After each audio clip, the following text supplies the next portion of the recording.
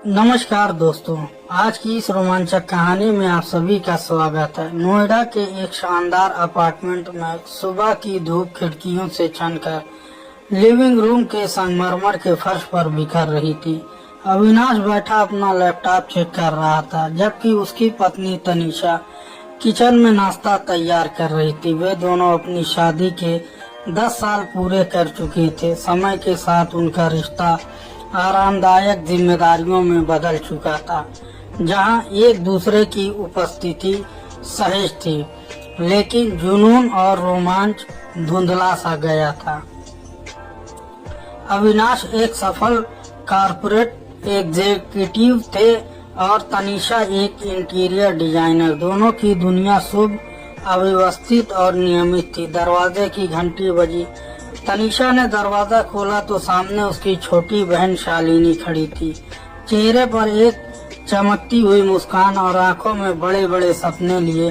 शालिनी उनसे 10 साल छोटी थी और उसने अभी अभी कॉलेज पूरा किया था।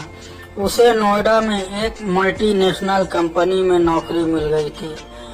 दीदी की जय हो, शालिनी ने उत्साह से तनीषा को गले लगा लिया। अरे वाह, इतनी जल्दी आ गई, तनीषा खुशी से चिल्लाई। अविनाश भी आ गया और उसने शालिनी का सामान अंदर रखने में मदद की। शालिनी का आगमन उस घर में एक नई हलचल की तरह था। वह आधुनिक सोच वाली लड़की थी। उसके रहने से घर में एक नई ऊर्जा का संचार हुआ। अविनाश और तनीषा के लिए शालिनी सिर्फ एक बहन ही नहीं, बल्कि वह उनके जीवन की एक तार को जोड़ने वाली थी। शालिनी भी अपनी दीदी और जीजा के साथ रहने को लेकर बहुत उत्साहित थी। उसे लगता था कि यहाँ उसे आजादी मिलेगी और वह अपने कैरियर को नई ऊंचाइयों पर ले जा सकेगी। शालिनी के आने से कुछ हफ्तों बाद तनीषा को मुंबई में एक बड़ा प्रोजेक्ट मिला, जिसके लिए उसे 2 महीने के लिए शहर से बाहर रहना था। तनीषा को इस बात की चिंता थी कि अविनाश अकेला रह जाएगा, लेकिन शालिनी के होने से उसे यह विश्वास था कि घर का माहौल सहज बना रहेगा। तुम चिंता मत करो, अविनाश ने कहा, और मैं और शालिनी यहाँ सब संभाल लेंगे। तुम बस अपने प्रोजेक्ट पर ध्यान दो। तनीषा के जाने के बाद घर की गतिशीलता में बदलाव आने लगा। अविनाश और शालिनी अब अकेले थे। शुरुआत में सब कुछ सामान्य था। वे साथ में खाना खाते, टीवी देखते और अपने अपने दिन के बारे में बातचीत करते, लेकिन धीरे धीरे बातचीत के विषय गहरे और व्यक्तिगत होते चले गए। एक शाम अविनाश ऑफिस से थका हुआ लौटा। शालिनी ने उसके लिए चाय बनाई और लिविंग रूम में बैठकर उसके साथ गपशप करने लगी। बातों बातों में शालिनी ने अपने पुराने प्रेम प्रसंग के बारे में बताना शुरू किया और फिर अचानक ही उसने अविनाश से पूछ लिया, जीजा जी, क्या आपको कभी लगता है कि शादी के बाद जिंदगी थोड़ा उबाऊ हो जाती है, रोमांस खत्म हो जाता है?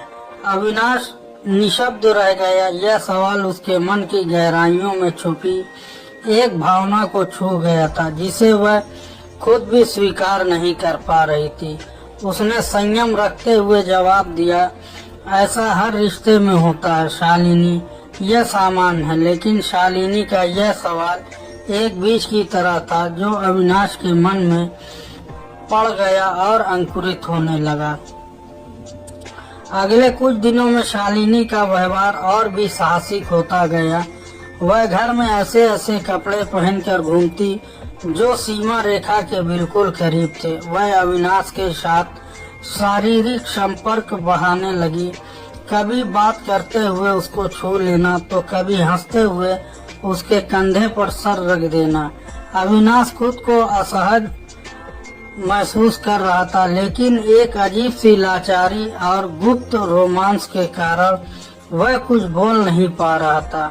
वह शालिनी के युवा और ऊर्जावान व्यक्तित्व से आकर्षित भी हो रहा था, जो उसकी अपनी जिंदगी में लंबे समय से गायब था।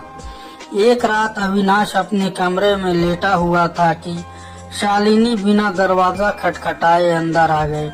वह कह रही थी कि उसे बुरा सपना आया है और वह डर गई है। अविनाश ने उसे शांत करने की कोशिश की, लेकिन शालिनी उसके बगल में बिस्तर पर बैठकर उससे बातें करने लगी। उस रात कुछ ऐसा हुआ जो नहीं होना चाहिए था। भावनाओं और कामनाओं की लहरों ने दोनों की बुद्धि को डुबो दिया और उन्होंने वह सीमा पार कर ली जिसे कभी पार नहीं करना चाहिए था। सुबह होते ही अविनाश को अपनी गलती का एहसास हुआ और उसे जबरदस्त पछतावा हुआ। उसने शालिनी से बात करनी चाहिए और कहा कि यह एक बड़ी गलती हो गई है और इसे दोहराया नहीं जाना चाहिए। शालिनी ने भी सहमति जताई, लेकिन उसकी आंखों में एक गहरी छुपी हुई चमक थी। अविनाश ने सोचा कि वह घटना एक अनचाही दुर्घटना थी और सब कुछ सामान्य हो जाएगा, लेकिन शालिनी के लिए यह सब एक सोची समझी रणनीति का हिस्सा था। वह अविनाश के जीवन में सिर्फ एक बहन बनकर नहीं बल्कि कुछ और बनकर रहना चाहती थी। उसे लगता था कि अविनाश जैसे सफल और स्थिर व्यक्ति के साथ रहकर ही वह अपना जीवन बिता सकती है जिसकी उसे चाहत थी। धीरे धीरे शालिनी ने अविनाश पर अपना मनोवैज्ञानिक नियंत्रण बढ़ाना शुरू कर दिया। वह उसकी कमजोरी को भांप रही थी। वह उसे तनीषा की कमियां गिनाती, उसके अकेलेपन का फायदा उठाती और उसे यह एहसास दिलाती कि केवल वही उसे वह सब कुछ दे सकती है जो उसकी शादीशुदा जिंदगी से गायब था। एक दिन जब अविनाश ने फिर से दूरी बनाने की कोशिश की तो शालिनी ने भावनात्मक रूप से ब्लैकमेल करना शुरू कर दिया। उसने कहा, क्या आपको लगता है कि दीदी अगर यह सब जान जाएगी तो वह आपको माफ कर देगी? उनका पूरा परिवार टूट जाएगा, आपकी सामाजिक छवि खत्म हो जाएगी। अविनाश डर गया। उसने अपनी नौकरी, अपनी शादी और अपनी सामाजिक प्रतिष्ठा का डर सता रहा था। मजबूरन वह शालिनी के जाल में और उलझता चला गया। उनके बीच का गलत रिश्ता चलता रहा, एक गहरे रहस्य के साए में। तनीषा की वापसी की तारीख नजदीक आ रही थी और अविनाश तनाव में था। उसे समझ नहीं आ रहा था कि वह तनीषा के सामने कैसा व्यवहार करेगा। एक रात उसने शालिनी के साथ इस बात पर करने का फैसला किया। वह शालिनी के कमरे में गया जहां दरवाजा बंद था। अंदर जाकर उसने देखा कि शालिनी अपने फोन पर किसी से बहुत गोपनीय ढंग से बात कर रही थी। उसने अविनाश को आता देखा तो तुरंत फोन काट दिया। किससे बात कर रही थी? अविनाश ने पूछा। कोई खास नहीं, ऑफिस का एक कलीग था, शालिनी ने हड़बड़ाते हुए कहा। लेकिन अविनाश को संदेह हुआ। उसने ध्यान दिया कि पिछले कुछ दिनों से शालिनी ज्यादा समय फोन पर बिता रही थी और कई बार गुप्त मीटिंग्स पर जा रही थी। उसकी जिज्ञासा बढ़ गई। अगले दिन अविनाश ने शालिनी को एक कैफे में किसी व्यक्ति से मिलते देखा। वह व्यक्ति उम्र में शालिनी से काफी बड़ा लग रहा था और उनकी बातचीत बहुत गंभीर और गोपनीय लग रही थी। अविनाश ने उसे व्यक्ति की एक तस्वीर अपने फोन से खींच ली। उसे लगा कि शालिनी का कोई और प्रेमी है और वह उसका भी इस्तेमाल कर रही है, लेकिन असलियत उससे कहीं ज्यादा डरावनी थी। अविनाश ने एक प्राइवेट इन्वेस्टिगेटर को उस आदमी के बारे में पता लगाने के लिए हायर किया। रिपोर्ट आने पर उसके पैरों तले जमीन खिसक गई।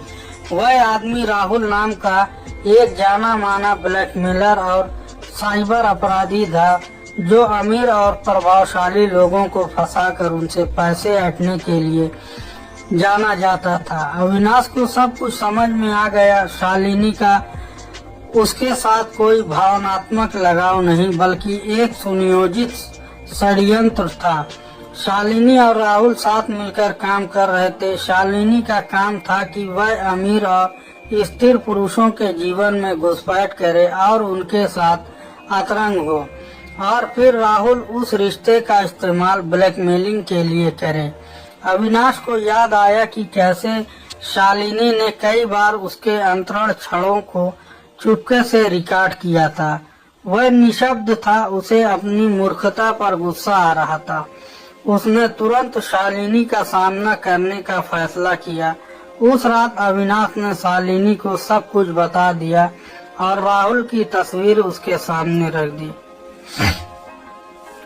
शालिनी के चेहरे का रंग उड़ गया। पहले तो वह इनकार करती रही, लेकिन जब अविनाश ने पुलिस को फोन करने की धमकी दी तो वह टूट गई।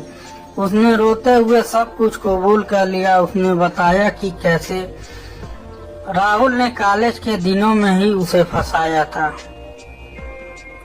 उस पर उसका कर्जा था और राहुल ने उसे इस षड्यंत्र में शामिल होने के लिए मजबूर किया था।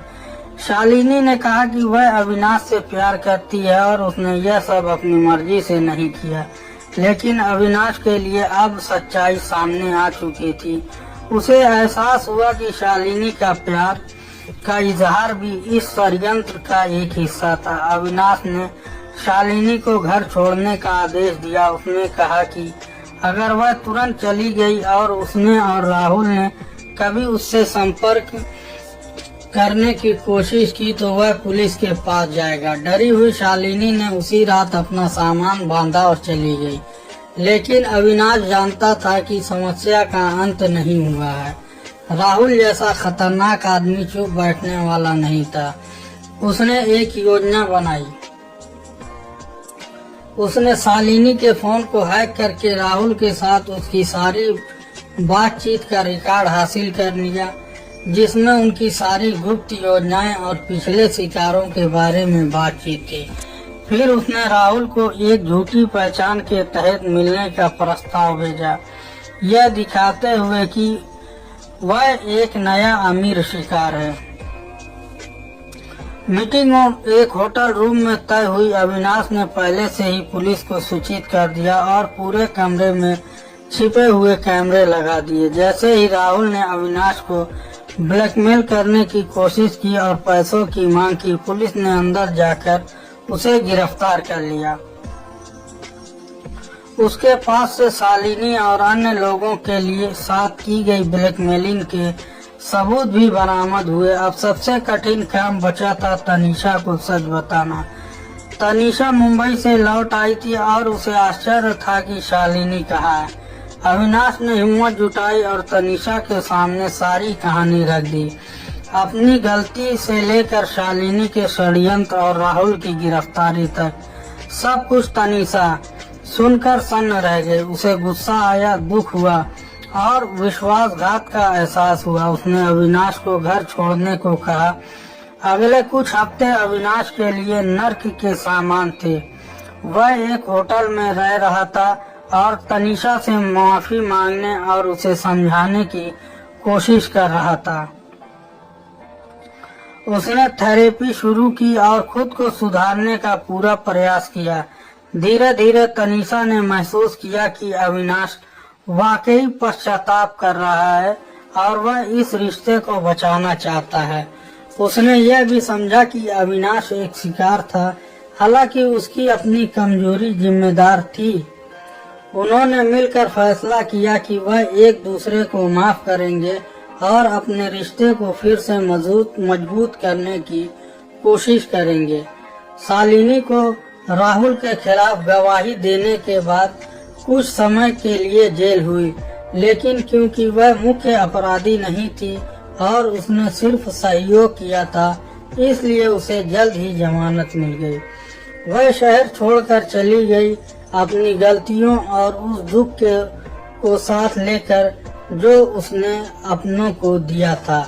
अविनाश और तनीषा ने दूसरे मौके के लिए एक दूसरे को चुना।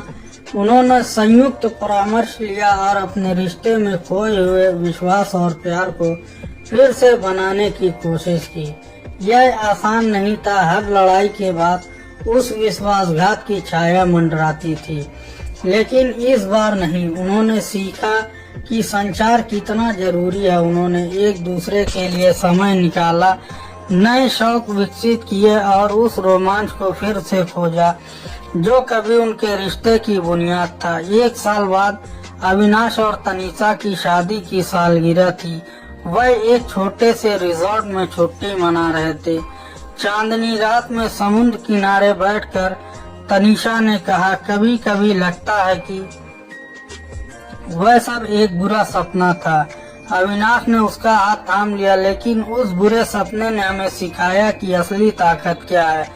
यह छल कपट में नहीं बल्कि सच्चाई और माफी में है।